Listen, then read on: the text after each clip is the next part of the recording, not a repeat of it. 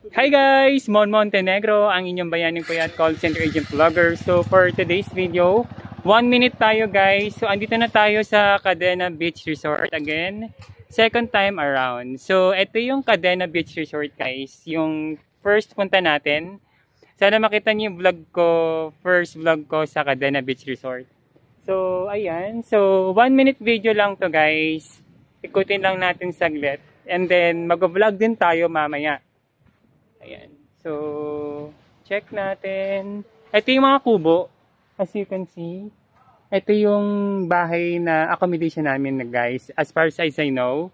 Ay, ito pala. Ito. Ayan. Mali. Akala ko naka-double screen ako. Ayan. So, ayan. So, pwede lang dito kami kumakain noon before. Naalala ko.